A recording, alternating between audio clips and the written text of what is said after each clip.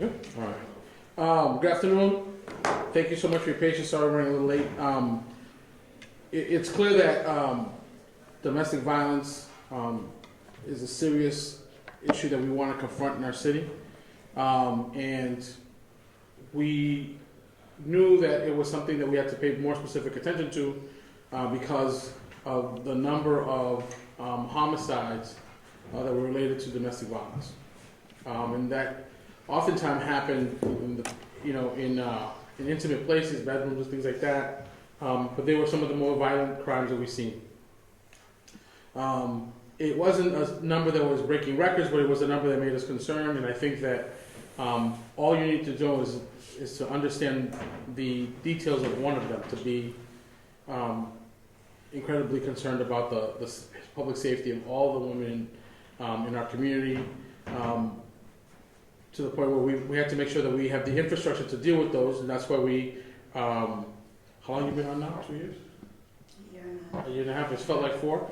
A year and a half. We put in the budget a captain level civilian to deal with domestic violence issues, to ensure that the police department was well equipped and well trained, that all the policies were up to date to that fact.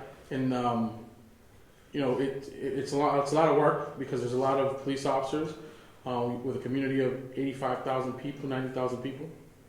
It's really hard to do. And so I just want to make sure that you know this is the end part of a lot of work that put together because we wanted to focus the attention of the police department and the administration on ensuring that domestic violence gets dealt with handily. Not just the campaign against domestic violence with all these great partners like the YW and De La Mano, but also the work to bring folks into preventative work for domestic violence. This task force, what's it called? Domestic Violence High Risk Team. The Domestic Violence High Risk Team. It's people from the district attorney's office, people from the courthouse, all the players when it comes to domestic violence come together and talk about the people who may come out of jail who are high risk to reoffend, and people who have had so many restraining orders put on them that they would be high risk, and they go after those folks to train and to identify them and to make sure we all know that to get ahead of the curve, because definitely you'll know who did something if somebody commits domestic violence homicide. Then I think that you're way too late at the situation. And what we found out from a lot of those instances, there were 100 red flags that led to that. And I think that having the task force have those conversations is important. But it's not just that heavy work that's like against the bureaucracy and all that stuff. You got to go out to the street and you got to inform and educate. And I think that's the stuff that we're here to celebrate today. 3 months long campaign of making sure people know exactly why we have to be vigilant to the scourge of domestic violence, and make sure that everyone knows that every man and every woman has a role to play in stopping domestic violence. I'm going to stop talking, and I'm going to let Sandy Almonte, who's our director of this program, give us an update about all the stuff they did, and then we'll have hear from the chief and maybe some of the partners. Thank you. Sandy? Good morning, good afternoon, everybody. Thank you so much for being here today. Like the mayor said, my name is Sandy Almonte. I'm the Director of Police and Community Relations here at the Lawrence Police Department. And one of our roles in our unit is to work with victims of domestic violence and connect them with local services in the area. Domestic violence continues to be a global pandemic, and it's a human right violation. At least 1 in every 3 women and 1 out of 5 men are abused by an intimate partner. We have made great progress in the last decade. However, we have a lot of work to do. This campaign is a collaboration of the Lawrence Police Department, the Office of Mayor Rivera, the YWCA, De La Mano Inc.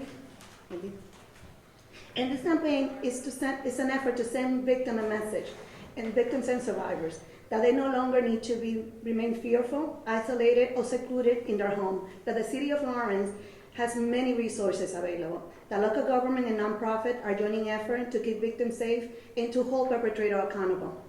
We also want to send a message to perpetrators. We want to tell them that domestic violence is not tolerated in our city, that the Lawrence Police Department will and is utilizing all the resources available to make sure that those that use violence pay for their crime. Domestic violence is a public safety issue. More than 50% of mass shooters have domestic violence history. So by keeping victims safe and by holding perpetrator accountable, we're keeping the entire community safe. Our goal is to put domestic violence issue on top of everyone's agenda, to mobilize our community around issues affecting victims and families in this city. This campaign will also provide an opportunity to share resources, particularly those offered by our domestic violence program and sexual assault program. We will be displaying posters around the city, as you can see some in the front, and also leaving resource card with information of the local resources in the area. That way, victims don't necessarily, if they don't need to disclose that they have domestic violence, they can actually just take one of our cards and fold it, and we'll be happy to talk to them afterwards. I also want to thank Mayor Dan Rivera for always putting domestic violence in the front line, and our Chief Bass, for his support and allocation of more staff to our unit. And once again, all of you for being here and listening to us. Thank you.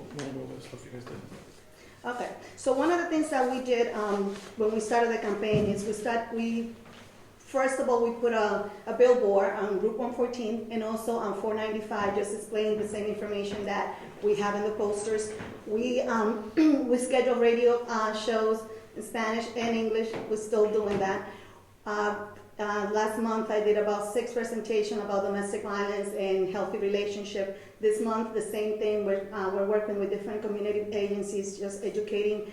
Bilingually, just the Adult Learning Center, we basically did the entire course, and we still have like 3 more classes to do.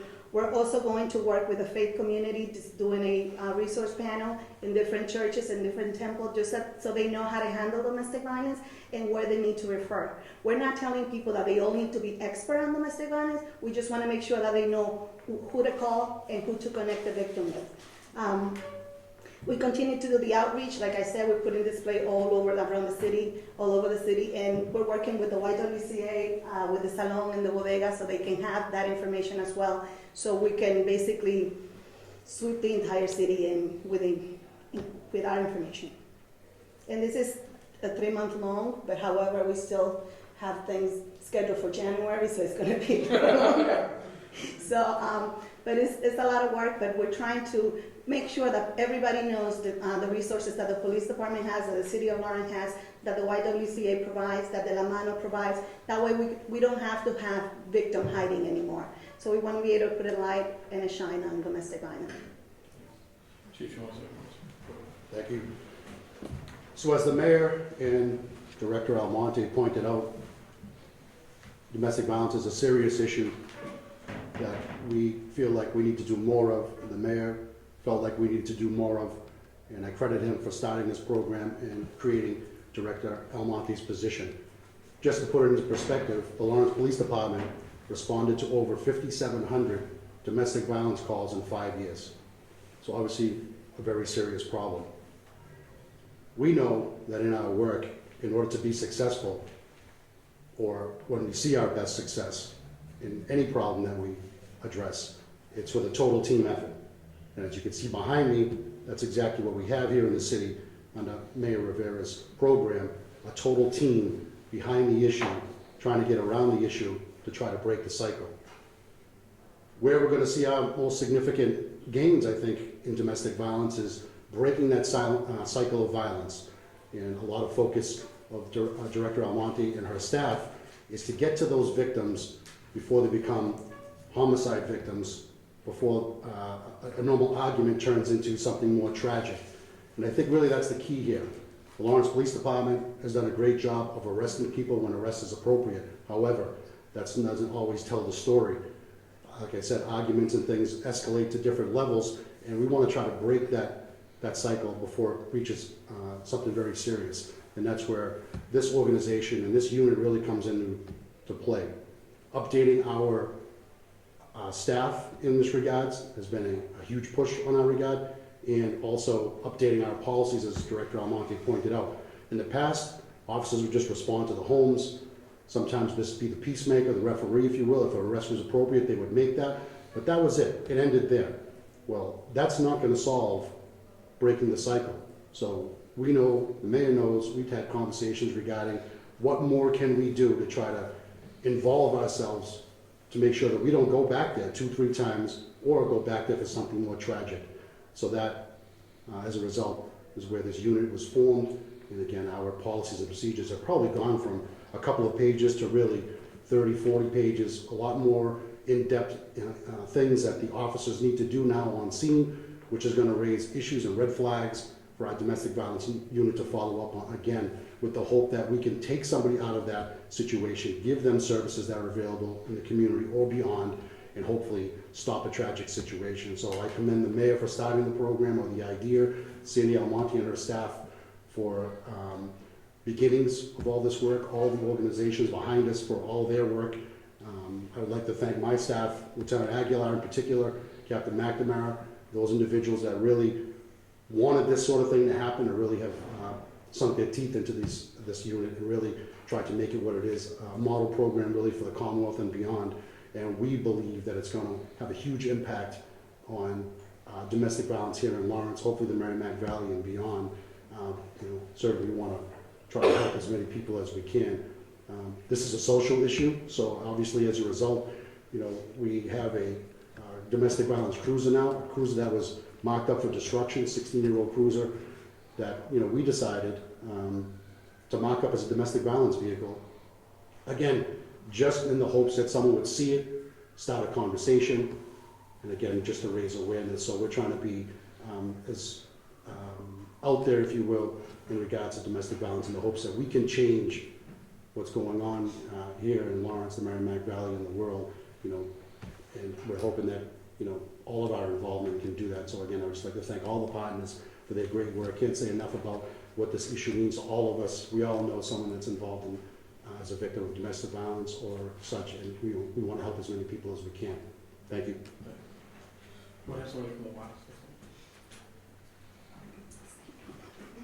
Any questions? Good afternoon, everyone. My name is Arelis Gandarilla. I am the Director of Community-Based Domestic Violence and Sexual Violence Director for the YWCA. And once again, it's truly a privilege and honor to be a part of this collective team, in particular the Domestic Violence High-Risk Team, again, to try to assess those situations who are high risk. Domestic violence is not just an issue in this community, it is a global issue that we are all working to put an end to. And so with the images that you see, we're saying no more silence, no more turning the blind eye.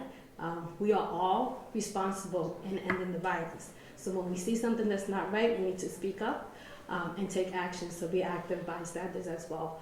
And for survivors to know that there is support out there and that we're here to support you and that is not your fault. So it is an honor to be part of this campaign, to be part of the DV High Risk team, and we continue the work in ending domestic violence. Thank you. So we'll take questions now. Just a question I have. You said 5,700 incidents in 5 years. Do you have do you know how many murders there were in that time? I'm sure we could look that up. I would say that this year we're fortunate that of the 2 murders that we had, they're not domestic violence related, which is a good thing. And I would say that the trend for calls for service of domestic violence is actually trending down this year, which is a great thing. We think that has a lot to do with the unit and their work in the community. People are reaching out to the unit, and Sandy can speak more about this, before they become a victim, before the police are involved actually, and finding out about the unit, what the services are available, they're reaching out to Sandy in the hopes that they can help them. And I think that has translated to less calls for us for more serious matters. So I think it's been a plus. I know in the past, I realize that the issue is a global one and a pandemic, as you know, but in the past, I know it's been things said that there's a lot of cultural issues here, barriers, machismo's attitude. I don't know if I'm saying that word right, but that attitude that you have to break down barriers there. And I was wondering, can you be more specific on how you're doing that, like the cultural? But one thing that we're trying to educate not just the victim but also the batterers. We know that domestic violence, if we don't break the cycle, whether it's police intervention or whether it's psychological intervention, nothing will change. So we're trying to educate, and that's the reason why we're doing all this educational forum, to be able to say this is not okay. And although you came with I'm not gonna say it's a cultural issue, because violence is not a cultural thing. I think violence is just someone thinking that they have the right to dominate and control the other person. But what we're saying is, here in the United States, here in Lawrence, that's not tolerated, and we're not gonna accept it. So let's educate you on the consequences. So the consequences could be as simple as a restraining order, but it also can be jail time.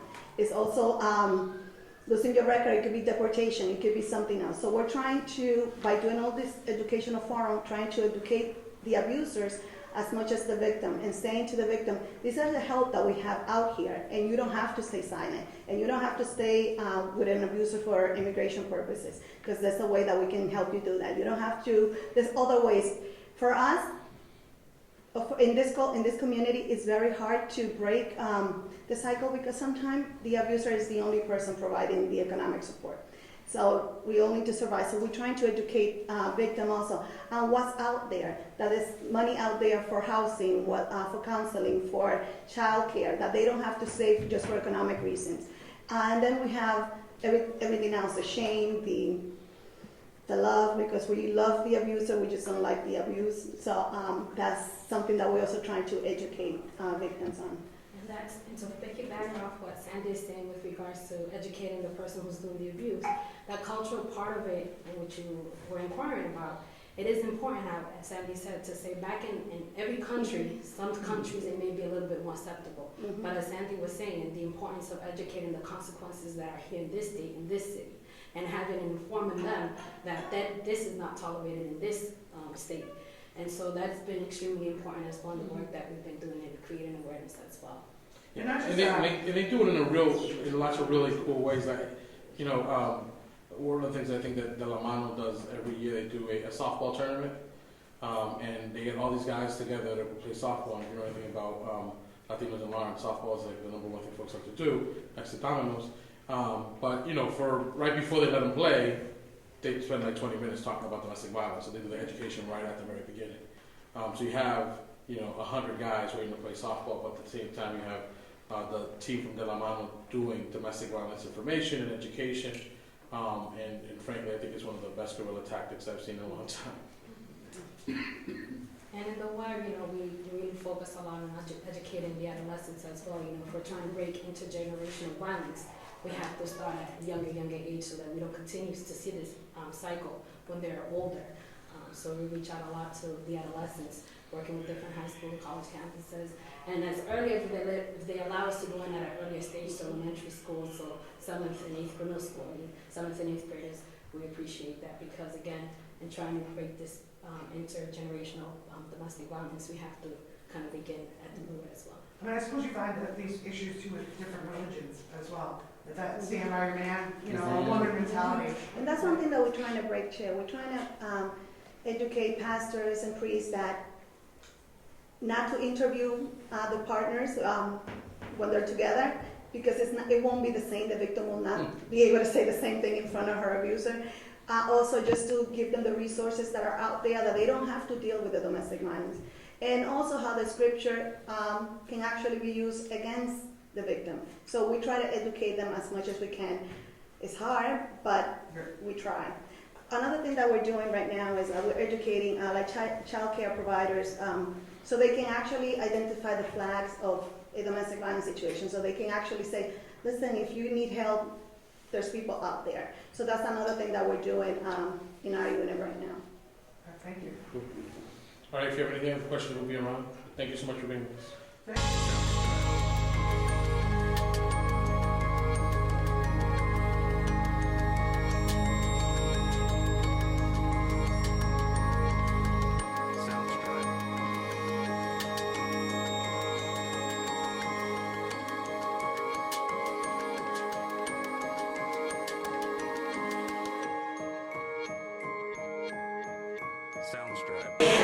Gracias por la oportunidad. Hoy estamos conmemorando el Día Internacional de No Violencia contra las Mujeres y las Niñas, y estamos también anunciando una campaña de violencia doméstica que tiene la ciudad de Lawrence. Esta campaña es una colaboración de la YWCA de Lawrence, la Policía de Lawrence, la Oficina del Alcalde y la Organización de La Mano. esta campaña se trata de dar una serie de información a la comunidad, dejándoles saber los recursos que tenemos disponibles, igualmente tratando de darle información a las diferentes agencias que tenemos una unidad de violencia doméstica en la policía, la cual conectamos a las víctimas y a los sobrevivientes con diferentes recursos. También le queremos mandar un mensaje a las personas que usan violencia, que la policía está haciendo su trabajo para que las personas que usan violencia paguen por el crimen, que la violencia doméstica no es tolerada en nuestra ciudad, y queremos mandar ese mensaje a través de la ciudad entera. Una de las cosas que estamos haciendo es haciendo diferentes series de talleres, dándole información, igualmente que estamos poniendo diferentes posters y dejando tarjetas con los recursos locales. Así que cuando una persona, una víctima, sienta que necesitan ayuda, sepa exactamente de dónde poder llamar. Muy buenas tardes, mi nombre es Wendy Luzón, cofundadora de La Mano, una organización que es parte de esta campaña junto a la YWCA, a la oficina del alcalde Rivera y al departamento de la policía. Esta campaña que estamos lanzando hoy se llama Not Wanted, no queremos violencia doméstica en la ciudad. Y básicamente la unidad de violencia doméstica del departamento de la policía junto a las agencias hermanas se está encargando de llevar este mensaje a la comunidad de fe y a los diferentes sectores de Lawrence. Sabemos que las llamadas han aumentado en el departamento de la policía, pero entendemos que es en busca de recursos. Y bueno, queremos que usted también se haga partícipe de esta campaña y comparte esta información en sus iglesias, en sus clases de inglés, en cualquier sector que usted crea que va a ser beneficiado. Tenemos los teléfonos, usted lo va a ver en diferentes partes de la ciudad. Está el número de la YWCA, el 978-682-3039. Usted puede obtener servicios ahí desde las 8:30 a las 5 de la tarde. Y luego también tenemos el teléfono de La Mano, que ofrece un lugar seguro después de las 5 de la tarde. El teléfono de la línea es 978-242-7788. Y lo más importante es que si usted está en una situación de emergencia, pues debe llamar primero al 911. Y el departamento de la policía, que está también ofreciendo un número para que usted busque ayuda si la necesita. 978-794-5900. Ayúdenos a enviar este mensaje para tener una ciudad más segura y una ciudad donde los derechos de la mujer se respeten. Gracias a ustedes por estar aquí y compartir esta información con su audiencia.